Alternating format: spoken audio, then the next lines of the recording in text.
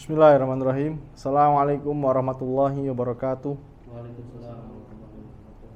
Alhamdulillah hamdan katsiran thayyiban mubarakan fih kama yuhibbu rabbuna wa yarda. Asyhadu an la ilaha illallah wahdahu la syarikalah wa asyhadu anna Muhammadan abduhu wa rasuluhu la nabiyya wa rasula ba'da. Alhamdulillah, segala puji hanya milik Allah Subhanahu wa taala yang telah memberikan kesempatan kepada kita di sore hari yang penuh dengan keberkahan ini untuk duduk di majelis ilmu untuk mendengarkan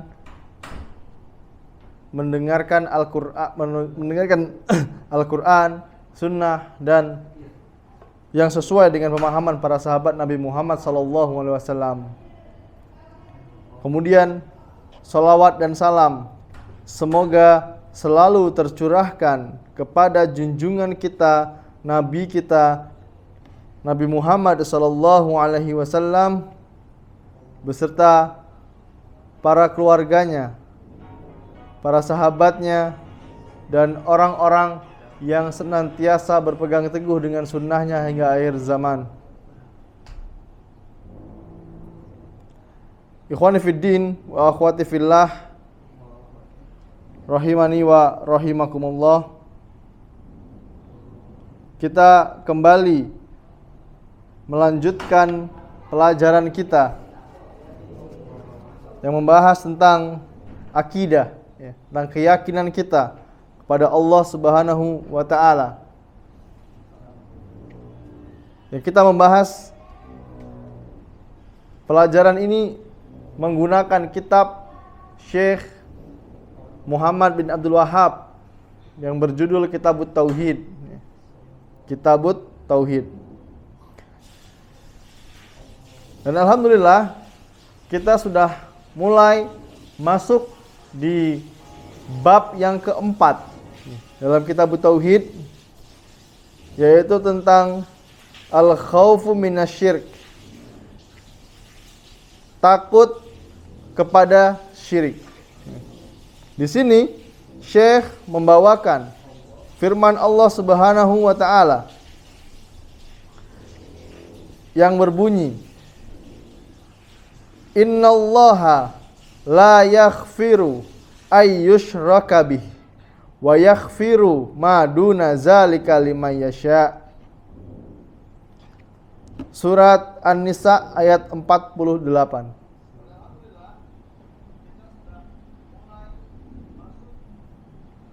Yang artinya adalah sesungguhnya Allah tidak mengampuni dosa syirik dan Allah mengampuni semua dosa selainnya.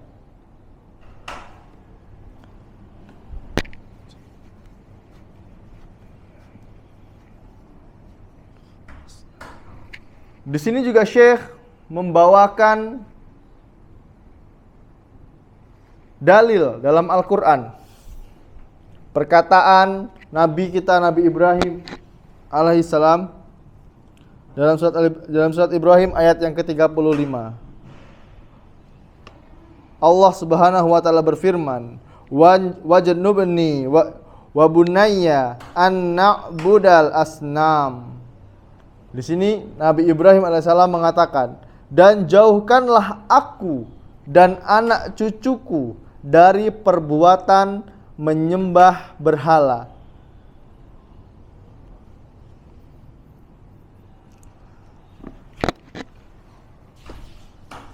Dalil ini menunjukkan bahwa besarnya bahaya dari perbuatan syirik.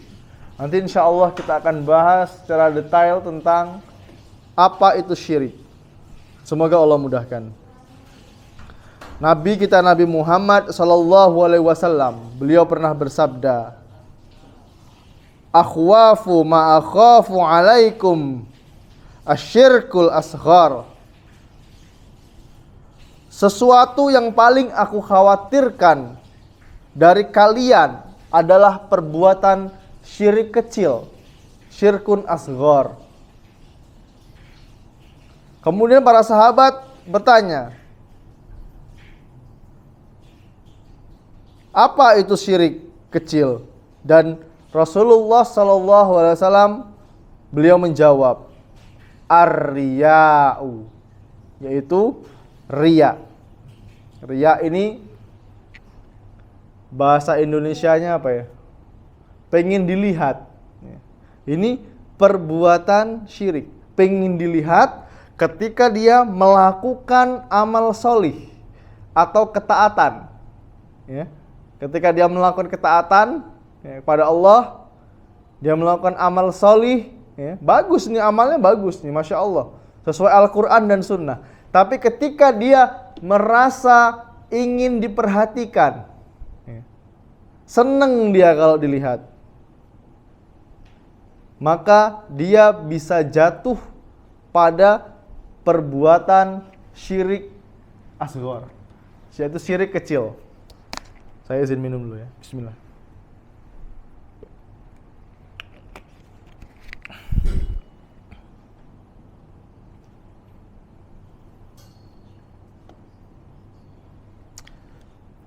Dari sahabat yang mulia Ibnu Mas'ud radhiyallahu an, bahwasanya Rasulullah sallallahu alaihi wasallam beliau pernah bersabda, "Man mata wa huwa yad'u min dunillah niddan dakhalan nar." Barang siapa, baik laki-laki, perempuan, anak kecil ya, yang mati dalam keadaan berdoa kepada sesembahan selain Allah, dakhalan nar, maka dia masuk neraka. Ustadz ini dikit-dikit masuk neraka, dikit-dikit masuk neraka, dikit-dikit syirik. Ya, kita mengatakan seperti itu berdasarkan dalil, Pak. Ya. Kita kalau berbicara agama harus membawakan dalil. Ingat ya, kaidahnya agama ini adalah agama dalil, bukan agama katanya. Jari ini, uji puyangku, nggak boleh. Ya.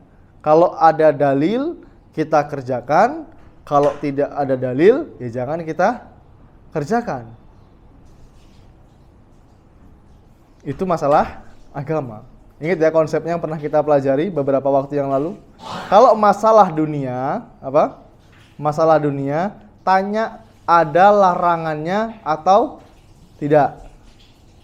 Kalau masalah agama, ya, masalah akhirat, tanya ada dalilnya atau tidak. Kita cari Al-Quran, ya. Dalil makan tempe, nggak ada, ikhwan. Ya. Dalil perintah makan tempe, dalil perintah makan ayam goreng, nggak ada. Ya. Tapi cari, ada nggak larangannya makan tempe ini? Kalau tempenya dari hasil yang haram, ya, dari mencuri, dari hasil menipu, maka ini jelas haram. Padahal hukum asalnya apa? Boleh. Ketika kita mengatakan ini syirik, ya, ini bid'ah, maka kita harus berani membawakan dalilnya. Ya. Jangan kita kayak pendekar turun dari gunung, baru 2 kali kajian, ya, datang ke keluarga, datang ke masyarakat, kita bid'ahkan semua. Ini syirik, syirik, syirik. Ini haram, haram, haram. Ketika ditanya sama masyarakat, apa buktinya kalau ini haram? Pokoknya kata ustadzku ini haram. Loh, tapi kata ustadz saya enggak tuh. Nah, gimana coba? Ya. Akhirnya apa?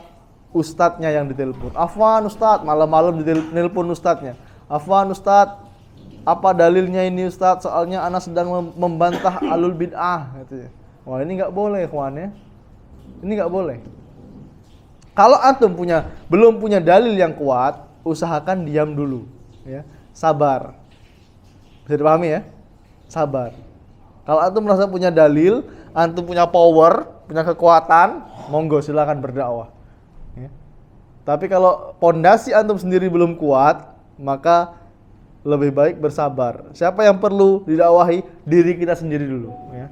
Kita duduk di kajian, niatkan untuk belajar, untuk menghilangkan kebodohan yang ada pada diri kita. Ya. Jangan duduk di kajian tujuannya untuk membantah fulan, misalnya, nggak boleh. Ya. Duduk di pengajian, ya, membahas kitab untuk menghilangkan kebodohan yang ada pada diri kita. Kalau sudah kita merasa sudah paham, baru sampaikan, dakwahkan ini semua kepada keluarga kita dulu. Kalau keluarga sudah nerima, baru kita ke masyarakat, ke teman-teman, ya. Ajak mereka mengenal Allah, mengenal Rasulnya, ya. Pembagian-pembagian tauhid, apa yang diperintahkan oleh Allah, apa yang dilarang oleh Allah, ya. Mulai kita pelajari. Di sini Nabi Muhammad SAW beliau mengatakan, barang siapa yang mati dalam keadaan dia berdoa kepada sesembahan selain Allah, ya, maka dia masuk neraka. Berdoa meminta kepada batu, ya, batu keramat ini. Berdoa meminta kepada pohon yang keramat, yang umurnya sudah ribuan tahun. Jelas ini menyelisihi syariat, ya. Tidak boleh seperti ini. Menggantungkan keselamatannya pada sebuah batu cincin misalnya. Wah, untunglah aku ini bawa batu cincin. Aman ndak katik batu cincin ini, mati aku tumbur truk tadi. Misalnya seperti itu. Nah, ini nggak boleh, ya. Aina Allah? Di mana Allah? Ketika dia mengatakan seperti itu, di mana Allah? Kenapa yang menjadi penyelamat dia itu batu cincin, bukan Allah? Ya. Nah, ini jelas ini menyelisihi syariat.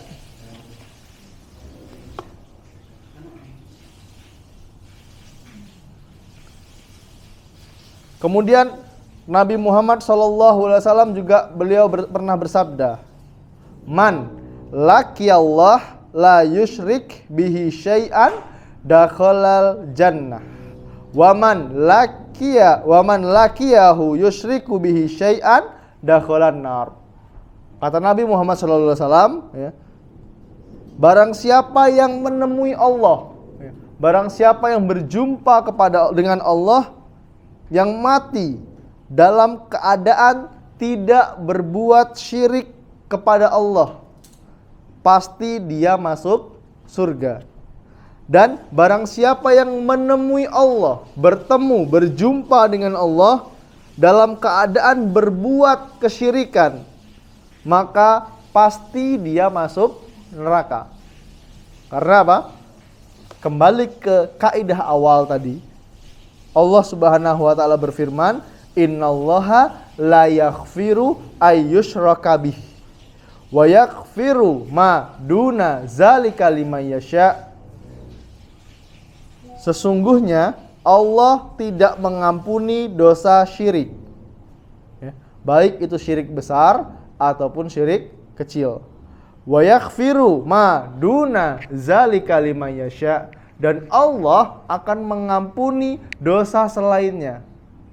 Ingat ikhwan, dosa membunuh, dosa berzina, dosa durhaka kepada orang tua, dosa riba, semuanya bisa Allah ampuni, ya. Di akhirat nanti atas izin Allah bisa Allah ampuni, kecuali dosa syirik. Dosa syirik ini, ya, kalau pelakunya tidak bertaubat di dunia, maka Allah tidak akan ampuni di akhirat, ya. Sudah dipastikan dia masuk neraka, ya. Ya, makanya ini bahaya syirik ini. Kita harus takut pada syirik. Takut kita terjerumus. Ingat ya, kita mempelajari syirik bukan berarti kita mau berbuat syirik. Tapi kita mempelajari syirik agar kita terhindar dari perbuatan syirik. Kalau kita nggak belajar, kita nggak tahu, ikhwan, ini syirik apa enggak. Ya. Karena syirik itu adalah lawan dari tauhid, mengesahkan Allah. Sedangkan syirik itu menyekutukan Allah. Karena ketika saya masih usia SD, ya, tahu syirik. Tapi yang saya pelajari, yang kami pelajari dulu, yang namanya syirik itu hanya menyembah kepada selain Allah. Kalau nyembah patung itu jelas syirik, ya. Nyembah batu, apa sih kalau bahasa dulu ya? Kalau belum punya agama itu apa namanya, Pak? Animisme, dinamisme. Ya. Kita waktu SD kelas 5-an itu pernah belajar ya itu ya. Nah ini syirik, udah tahu ini syirik nih. Ya. Tapi kita masih bermudah-mudahan dalam syirik-syirik yang lain. Ya, bukan kita lah, wal yazubillah. Sebagian kaum muslimin mereka banyak yang belum paham bahwa jimat, apalagi menjadikan kuburan sebagai perantara, ya. Kemudian batu cincin. Kalau batu cincin ini dia meyakini, ya ingat ya, dia meyakini bahwa benda ini mampu mendatangkan manfaat untuk dia, maka jelas ini menyelisihi syariat. Tapi kalau antum sekedar pengen nih suka pakai cincin, monggo silahkan, boleh, ya. Hukum asalnya boleh. Tapi kalau dia meyakini benda ini mampu mendatangkan manfaat, ya, selain Allah, ingat, mendatangkan manfaat, maka jelas ini menyelisihi syariat.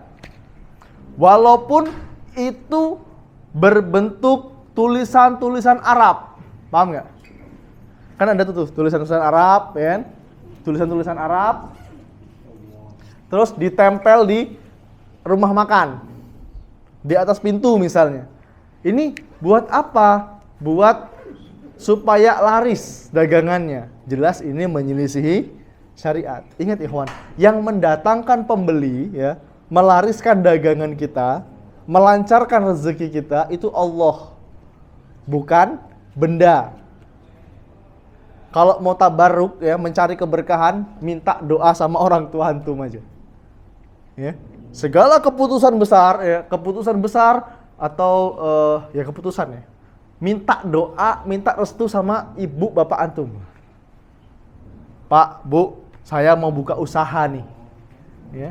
Sumbernya halal, jelas, nih uang modalnya dari hasil yang halal, yang dijual produknya halal, ya. Kemudian didoakan sama orang tua kalian, ya, insya Allah dagangannya laris. Nggak perlu pakai apa, jimat segala macamnya. Allah yang datangkan rezeki. Kalau mau ngetes, ya, coba antum tanyakan kepada teman-teman antum yang dagang, ya. Biasanya nih, nggak semuanya, ya. Biasanya yang dagangannya laris, sukses itu karena apa? Wasilahnya doa dari orang tuanya. Dia punya amalan khusus nih sama orang tuanya, ya. Orang tuanya dimuliakan, ya. Orang tuanya diopeni kalau bahasa Jawa ini. Orang tuanya, mah tinggal sama kami aja, ya. Tapi tinggal di tempat kita dimuliakan, dijadikan ratu, ya, bukan suruh ngasuh anak kita, bukan, ya. Nah ini biasanya nih ada keberkahan dalam usahanya. Jadi tidak perlu pakai penglaris. Walaupun penglaris itu berbentuk tulisan-tulisan Arab, nah, ini nggak boleh, ya. Nggak ada keberkahan nanti. Udah dagangannya nanti kacau, kita masuk neraka orang seperti ini, ya. Ini bahaya, makanya kita harus takut pada perbuatan syirik ini. Ini syirik ini bukan perkara main-main ini, ya. Ada syirik besar dan syirik kecil, nanti insya Allah kita bahas. Ada beberapa kandungan dalam bab ini, ya. Kandungan tentang dalil innallaha la yaghfiru ayyushraka bih wa yaghfiru ma duna dzalika liman yasha. Sesungguhnya Allah mengampuni semua dosa dan Allah tidak mengampuni dosa syirik dan Allah mengampuni semua dosa selainnya, ya. Dosa menipu, dosa berbohong, dosa membunuh, berzina, riba, semuanya Allah ampuni atas izin Allah, ya, atas kehendak Allah. Karena surga neraka itu, ikhwan, itu punya Allah. Terserah Allah mau masukkan siapa ke dalam surga atau neraka, ya. Tapi kalau orang ini mati dalam keadaan membawa dosa syirik dan dia tidak bertaubat, maka dalam Al-Quran dan Sunnah sudah dijelaskan bahwa pelakunya bisa masuk neraka. Ya. Kandungan dalam bab ini ya, ada beberapa, ada 10, 11 ya. Yaitu yang pertama, syirik adalah perbuatan dosa yang harus ditakuti dan dijauhi. Kita mempelajari syirik bukan berarti kita mau syirik. Syirik itu syirik adalah perbuatan dosa yang ditakuti dan harus dijauhi.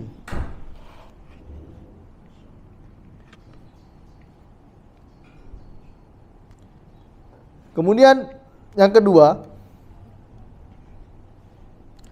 riya termasuk perbuatan syirik. Riya termasuk perbuatan syirik.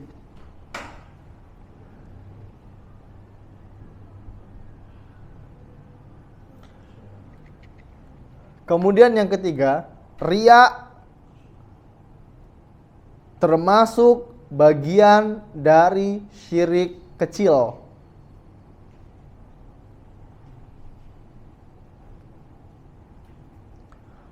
Kemudian riya adalah dosa yang paling ditakuti oleh Nabi Muhammad SAW dan para sahabatnya. Kenapa dalam hadis tadi disebutkan akhafu ma akhafu alaikum syirkul asghar. Sesuatu yang paling aku khawatirkan kepada kalian ya adalah perbuatan syirik kecil. Apa itu syirik kecil? Yaitu ar-riya. Kenapa Rasulullah SAW khawatir kepada umatnya tentang syirik kecil? Karena manusia ya, bisa tidak sadar bahwa dia sudah melakukan syirik kecil. Syirik kecil ini tidak menghapuskan semua amalan, ikhwan. Nanti insya Allah kita bahas. Tapi syirik kecil itu bisa menghapuskan amalan yang saat itu ia kerjakan. Contoh, dia bersedekah ke masjid. Boleh nggak sedekah di masjid? Boleh. Ya. Tapi kalau dia pengen disebutkan namanya, kemudian dia berbangga diri, dia seneng ketika namanya disebut, dan dia kecewa kalau namanya nggak disebutkan di depan umum. Ya. Walaupun ketika dia bersedekah, misalnya tanya sama panitia, atas nama siapa Pak sedekahnya? Oh, atas nama saya Dimas. Boleh nggak? Boleh. Biasa aja. Ya. Tapi ketika ditanya, atas nama siapa Pak ini sedekahnya? Dimas. Kemudian tidak diumumkan di tempat di mimbar. Nggak disebut namanya tadi. Dia ada yang aneh di hatinya. Kok nggak disebut ya? Saya sudah sedekah banyak loh ini, sudah sedekah 40.000 loh. Kok nggak disebutkan ya namanya? Kecewa dia. Ya. Tapi ketika namanya disebut sedekah 40.000 atas nama Bapak Fulan misalnya. Wah, langsung dia mekrok hatinya gitu loh. Seneng dia, namanya disebut-sebut seneng. Nah, ini berarti dia sudah terjatuh kepada kesyirikan. Dan amalan ini ikhwan ya, perbuatan syirik kecil ini itu urusan dia sama Allah. Kita jangan jadi hakim untuk dosa orang lain. Ya. Dan Nabi Muhammad SAW kan pernah bersabda, ya, berikan uzur 70 uzur untuk saudaramu. 70 uzur. Jangan kita walaupun dia wallahu alam ya, benar-benar dia terjatuh kepada syirik kecil misalnya. Kemudian kita jadi hakim untuk orang lain, untuk dia ini. Alah, dia tuh paling sedekah tuh riya bae dia tuh. Ya. Anda siapa gitu loh. Kok jadi hakim untuk orang lain? Ngurusin dosa Anda sendiri aja nggak cukup waktu Anda ini. Kok malah jadi ngurusin dosa orang lain? Oh, dia syirik kecil. Ya udah kita kasih uzur. Oh, mungkin dia belum paham. Oh, dia mungkin belum belajar tentang syirik kecil. Oh, dia mungkin belum pernah dengar kajian tentang syirik kecil. Ya, harus kasih uzur, ikhwan, sama saudara kita. Apalagi kalau kita tahu aib saudara kita. Ya. Pernah gitu ya? Lihat aib saudara kita. Ini apakah ini anugerah dari Allah?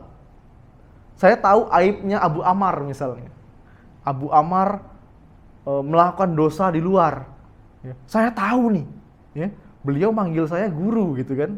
Gimana ketika kita melakukan dosa dilihat guru kita? Apakah anugerah untuk sang guru? Apakah ini hikmah? Bukan, ikhwan. Ini ujian dari Allah ketika kita mengetahui aib saudara kita. Kalau kita mengetahui aib saudara kita, ya, kita harus menutup rapat-rapat, nggak perlu diceritakan kepada orang lain. Paham nggak? Kita melihat dosanya si fulan misalnya. Kemudian saya ngomong sama Abu Ammar, Abu Ammar, hari ini Allah bukakan kedok dia sebenarnya. Allah tampakkan aib dia kepada anak. Wah. Ini gimana ini? Seharusnya apa yang kita lakukan? Kita tutupi rapat-rapat aib saudara kita.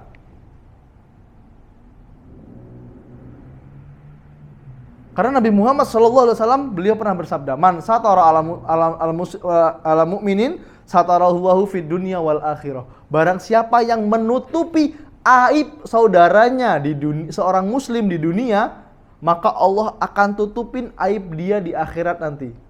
Enggak Allah tampakkan, Pak. Ya, di akhirat tidak akan Allah tampakkan aibnya. Ya. Mau antum?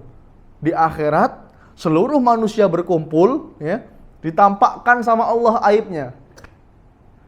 Fulan, kamu dulu hari Rabu ba'da asar kamu melakukan dosa ini. Tanggal sekian ini di hadapan jutaan manusia. Malu nggak kita kira-kira? Malu, ikhwan. Ini bagi yang suka apa? Buka-buka aib saudaranya di dunia. Maka Allah ketampakkan aib dia di akhirat nanti. Ya. Bahkan belum sampai di akhirat, di dunia sudah Allah tampakkan aib dia. Malu kita, ikhwan. Ya. Ini ujian. Ya.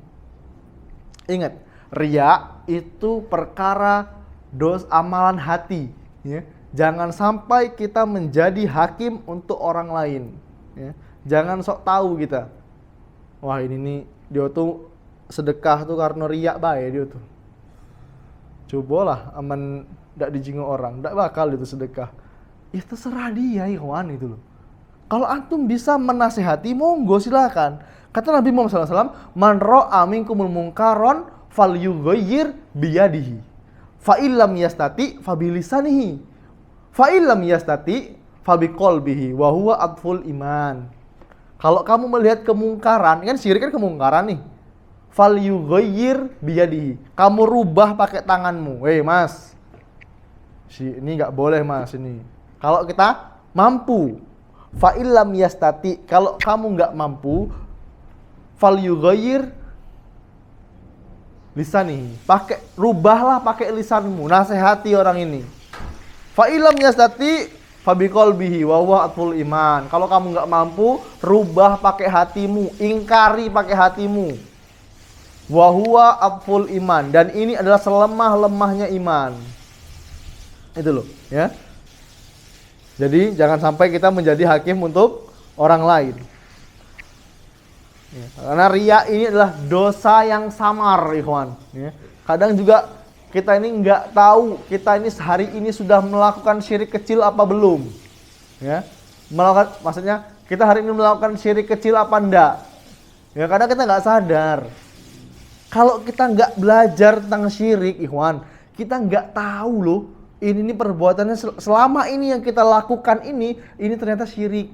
Walaupun itu syirik kecil. Contohnya apa? Pakai baju kebalik. Wah, nggak dapet duit ini. Apa hubungannya duit sama baju kebalik? Itu loh. Tangannya gatel nih. Wah, nggak dapet duit. Apa hubungannya tangan gatel sama duit? Padahal yang mendatangkan rezeki, yang mendatangkan duit itu siapa? Allah, bukan tangan yang gatel. Itu loh. Ya. Yang mungkin kita pernah melakukan hal seperti ini, istighfar, Pak. Ya. Cepat-cepat bertaubat kepada Allah. Selagi kita masih di dunia, masih Allah bukakan lebar-lebar pintu taubat. Ya.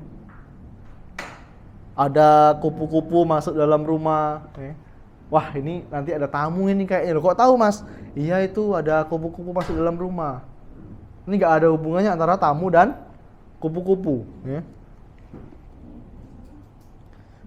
Perbuatan ini memang tidak mengeluarkan dari Islam, tapi dosanya sama-sama besar.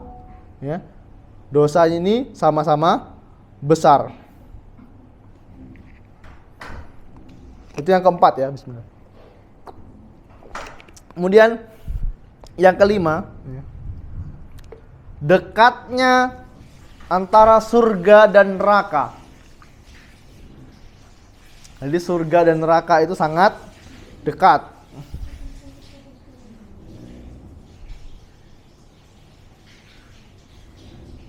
Kemudian kandungan dari ayat ini yang selanjutnya yang berapa? Yang keenam ya. Barang siapa yang mati tidak dalam kesyirikan, maka pasti dia masuk surga. Dan barang siapa yang mati dalam keadaan melakukan kesyirikan, maka pasti dia masuk neraka. Meskipun dia termasuk orang-orang yang rajin beribadah. Beribadah tapi masuk neraka. Ini ngeri, ikhwan. Ya. Banyak ikhwan kejadian seperti ini. Ya. Dalam hadis disebutkan tentang orang-orang yang ahli ibadah tapi matinya masuk neraka. Tentang seorang wanita ya, yang Rasulullah SAW kabarkan, wahai Rasulullah, orang wanita ini mati nih. Dia ini semasa hidupnya rajin ibadah, rajin puasa Senin Kemis, rajin sholat malam. Apakah dia masuk surga? Apa kata Nabi Muhammad SAW? Hiya finnar, dia dalam neraka.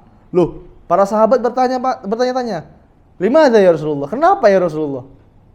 Dijelaskan, orang ini rajin ibadah, tapi lisannya tidak pernah kering dari mencaci maki, ya, menggibahi saudaranya, ngerasani tanggane. Nah ini, ya, gara-gara apa? Lisan. Walaupun dia rajin beribadah. Itu yang keberapa tadi? Yang keenam ya. Kemudian yang kedelapan, yang ketujuh. Hal yang sangat penting adalah permohonan Nabi Ibrahim alaihissalam untuk dirinya dan anak cucunya agar dijauhkan dari perbuatan menyembah berhala. Ya. Tadi dalam doanya Nabi Ibrahim alaihissalam, dan jauhkanlah aku dan anak cucuku dari perbuatan menyembah berhala. Surat Ibrahim ayat 28.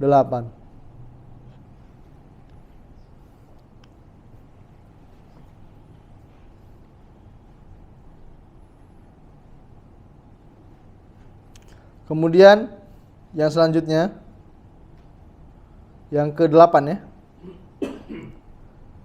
Nabi Ibrahim alaihissalam mengambil pelajaran dari keadaan sebagian besar manusia, bahwa mereka itu adalah sebagaimana perkataan beliau, perkataan Nabi Ibrahim alaihissalam, Rabbi innahunna adlalna akatsiran minan nas. Dalam surat Ibrahim ayat yang ke-36. Ya Rabb, wahai Tuhanku, sesungguhnya berhala-berhala itu telah menyesatkan banyak orang.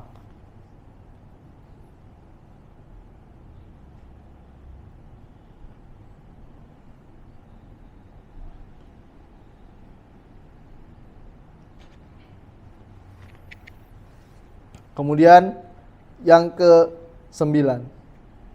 Dalam bab ini ya, mengandung penjelasan tentang makna dari la ilaha illallah.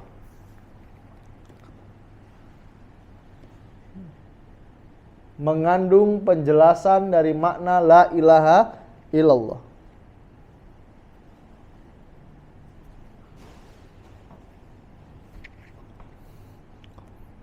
Kemudian yang ke-10 yang terakhir ya. Keutamaan orang yang bersih diri, yang orang-orang yang dirinya bersih dari kesyirikan.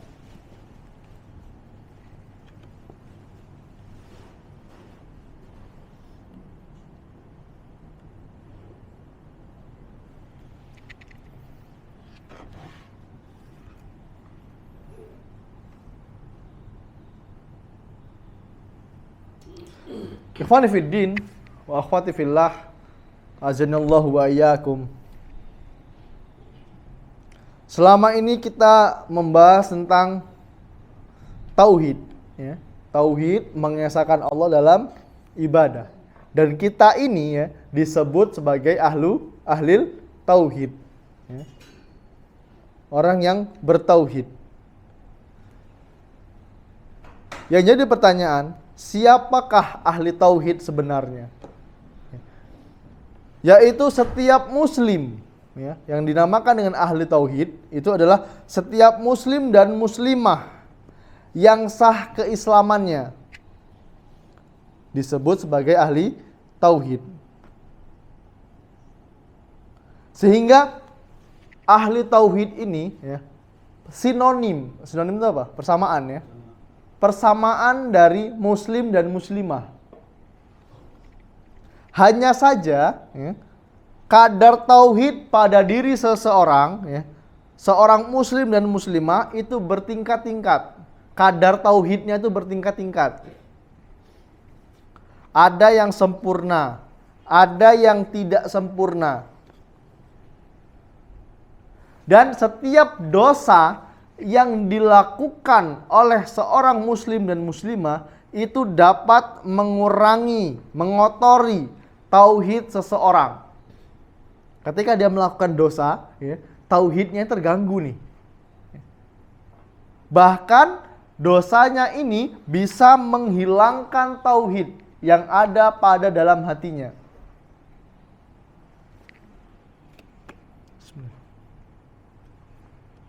Itu yang disebut sebagai ahli tauhid. Selagi dia muslim dan muslimah dan sempurna keimanannya, maka dia disebut sebagai ahli tauhid. Walaupun kadar keimanannya itu bertingkat-tingkat. Ingat ya, ada yang sempurna, sempurna banget. Ada yang agak kurang dikit, ada yang pertengahan, ada yang sedikit imanannya. Ya.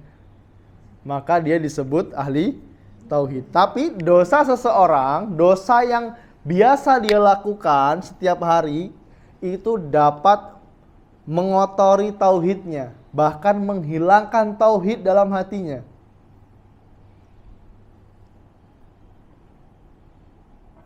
Yang kita bahas di sini tentang bahaya apa tadi?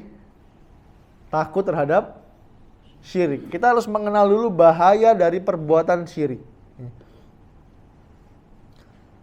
Sering kita pelajari yang namanya tauhid ya adalah ifradullah bil ibadah, mengesahkan Allah dalam ibadah, dalam hal-hal yang menjadi kekhususan Allah Subhanahu wa taala. Yaitu mencakup apa? Rububiyah, uluhiyah, dan asma wa sifat. Lawan dari tauhid adalah syirik. Lawan dari sunnah adalah bid'ah. Ini harus kita pahami dulu di sini, ya. Syirik itu terbagi menjadi dua, ikhwan. Yang pertama syirkun akbar, syirik besar. Gampangannya ya, kita jelaskan secara gampang saja. Yaitu, apa itu syirik besar? Yaitu menyamakan selain Allah dengan Allah dalam kekhususannya. Menyamakan Allah dengan selain Allah. Dalam hal apa? Rububiyah, uluhiyah. Satu lagi apa?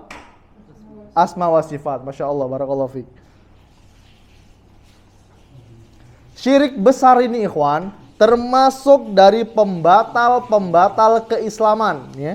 Ada kitab khusus, ya, yang membahas tentang pembatal-pembatal keislaman, namanya Nawaqidul Islam. Ya. Dan syirik itu masuk ke peringkat pertama.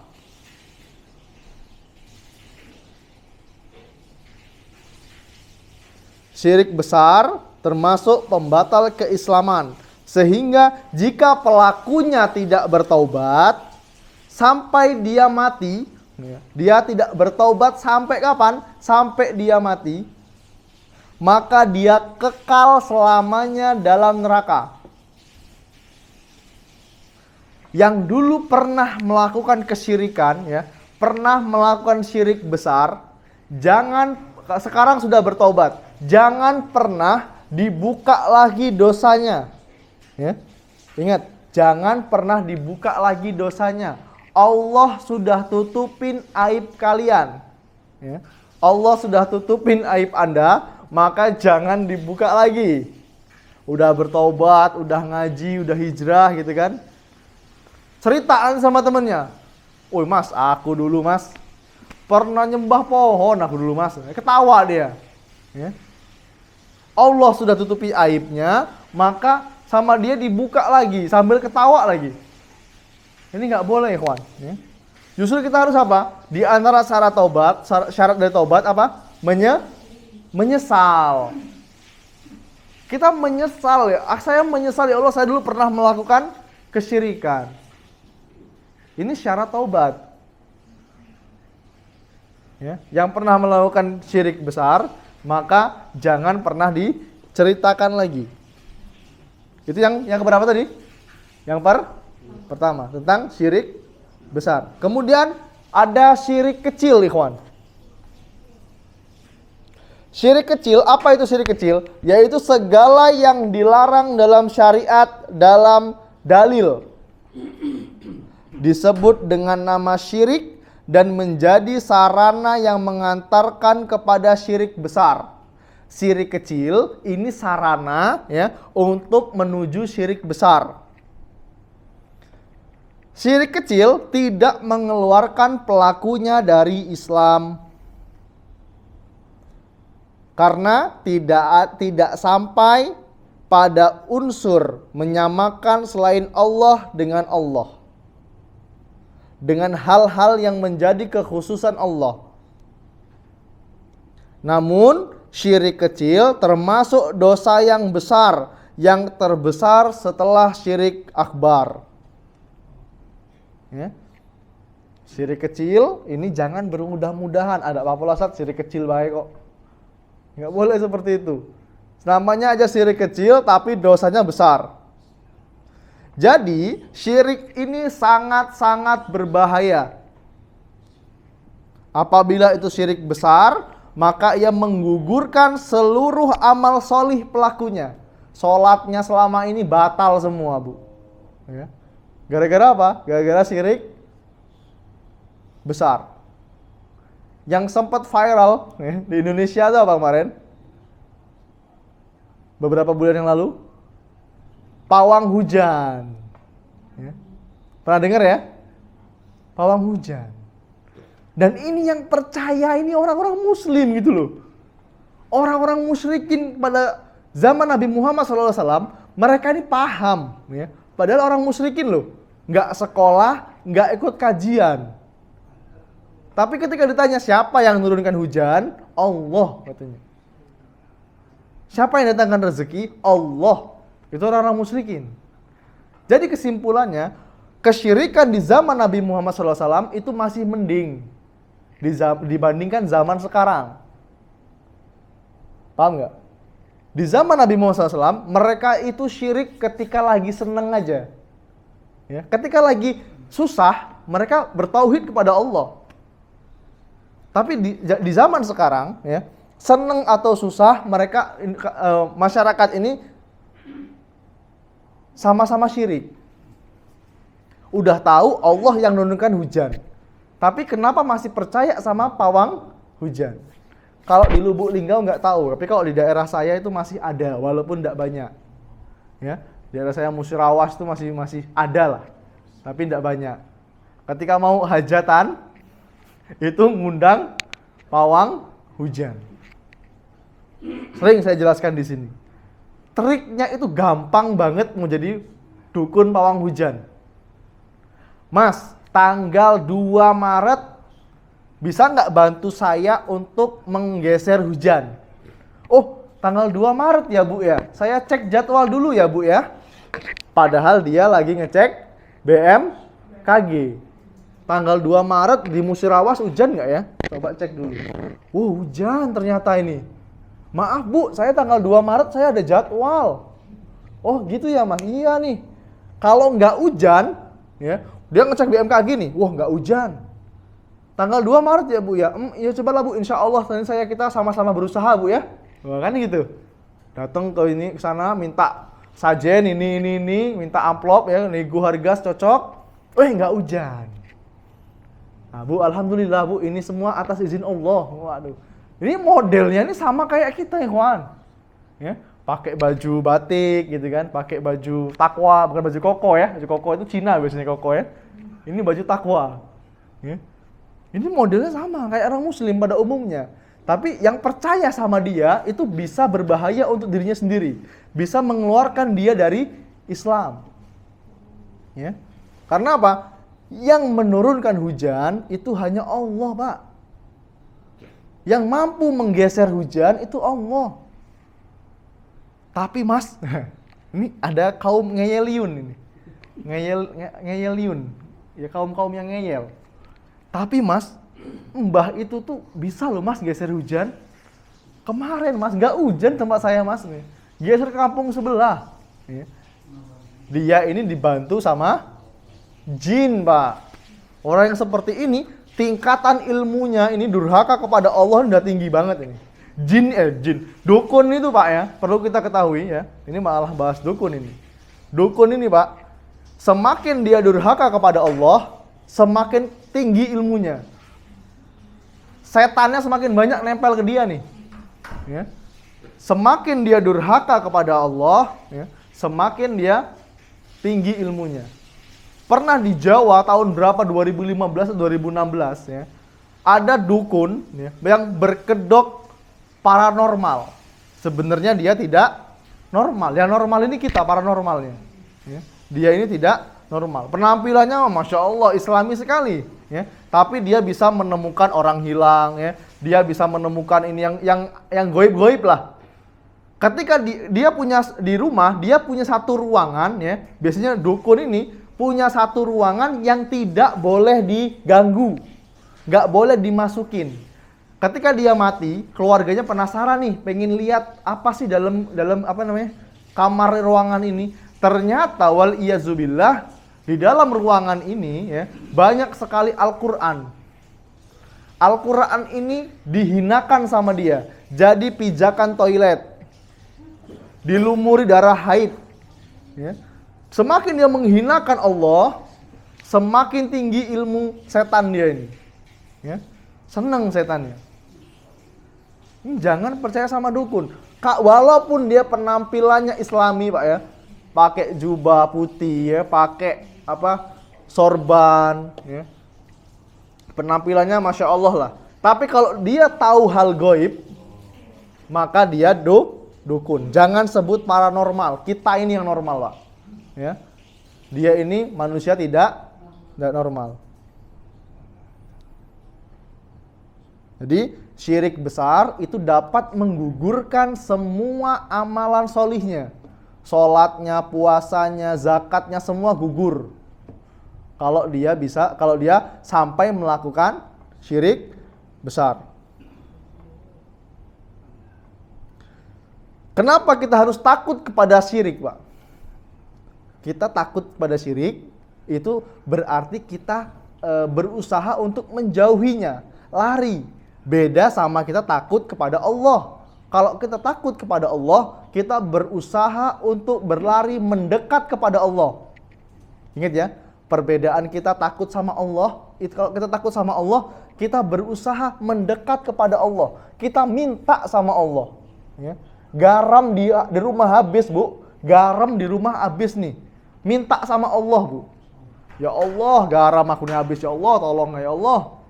Lapangkan rezeki kami, ya Allah. Minta sama Allah. Bapak yang sendalnya putus nih, minta sama Allah dulu, Pak. Ya. Dalam hal sekecil apapun, libatkan Allah. Gampang hidup kita. Ya.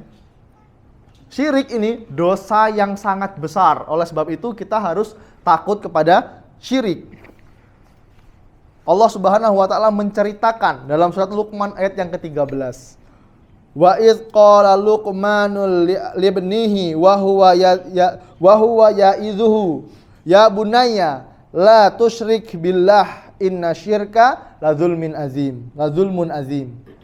Dan ingatlah ketika Luqman berkata kepada anaknya, ya, ketika dia memberi pelajaran, memberi ilmu kepada anaknya, ya bunayya, la tusyrik billah, wahai anakku sayang, ya kalau bahasa Jawanya itu nang, kalau bahasa linggaunya, nang, janganlah kamu berbuat syirik, nak.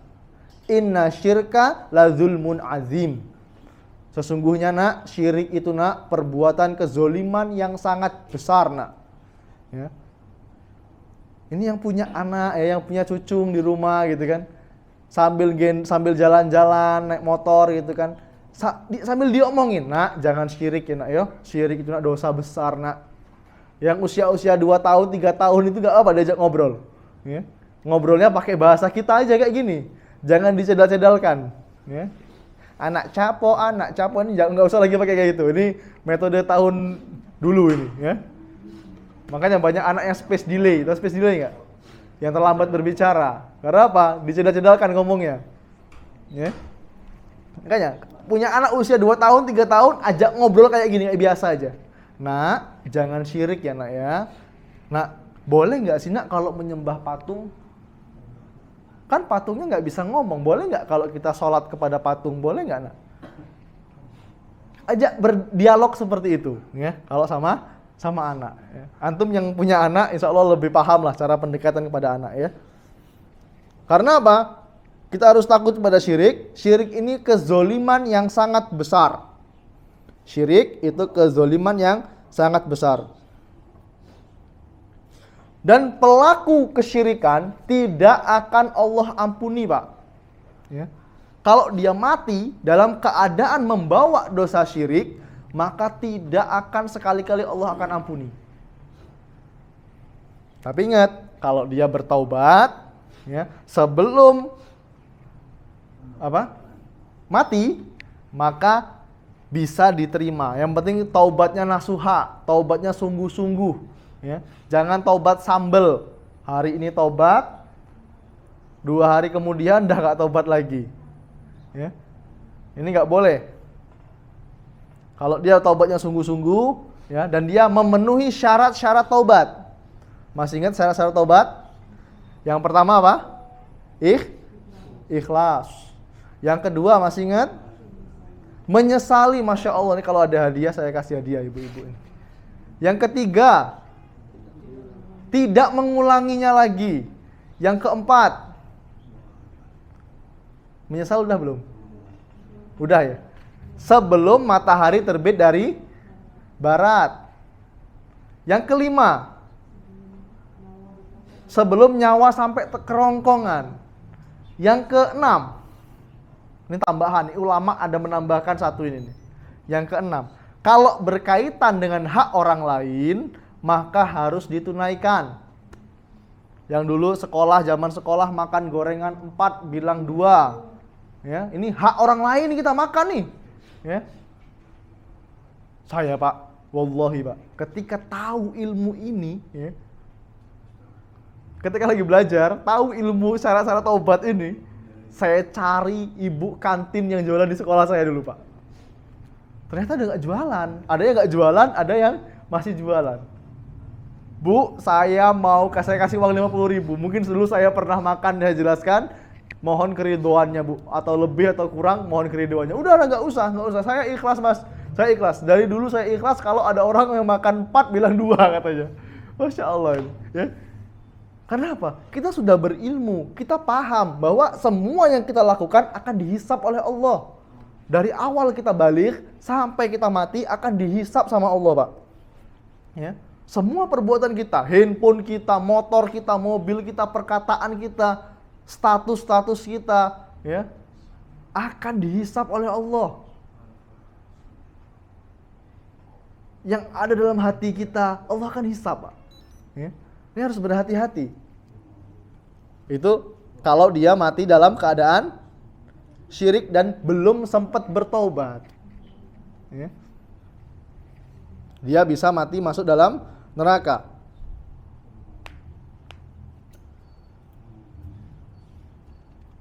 Syirik besar atau syirik kecil, ya, pelakunya sama-sama diancam masuk neraka. Hati-hati nih. Syirik besar atau syirik kecil, pelakunya diancam masuk neraka. Jangan bermudah-mudahan, Allah enggak apa-apa lah, syirik kecil baik, paling sehari 2 hari di neraka. Enggak boleh, Bu. Ya. 1 hari di neraka ini seperti 1000 sampai 5000 tahun di dunia. Ya. Kalau kita ambillah 1000 tahun lah. 1 hari di neraka sama dengan 1000 tahun di dunia. Kalau usia kita 60 tahun, berarti kita kurang lebih berapa jam cuma di dunia ini, Pak? Ya. 1,5 jam kurang lebih. Ya. Ini gimana ini? 1 hari, ya. Lebih baik kita sabar di dunia, Pak. Dari larangan-larangan Allah, sabar dulu. Daripada kita sabar di neraka. Gak ada manfaatnya lagi sabar di neraka. Ya.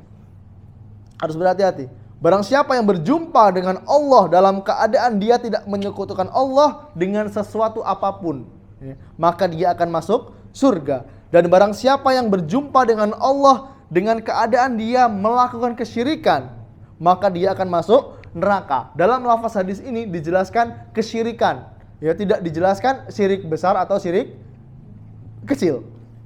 Makanya, Pak, sebelum tidur, ya, jangan main handphone. Tapi apa? Perbanyak istighfar. Cobalah rasakan.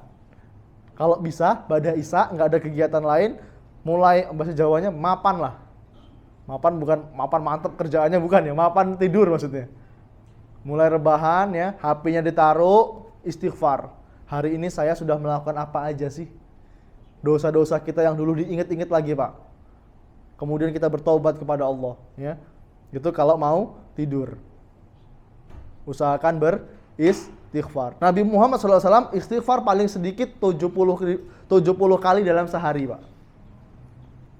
Orang yang sudah Allah ampuni dosanya sebelum dan sesudah. Nah, kita surga neraka aja belum jelas kita nih masuk mana. Enggak tahu kita. Tapi masih bisa hahahi terus, ya.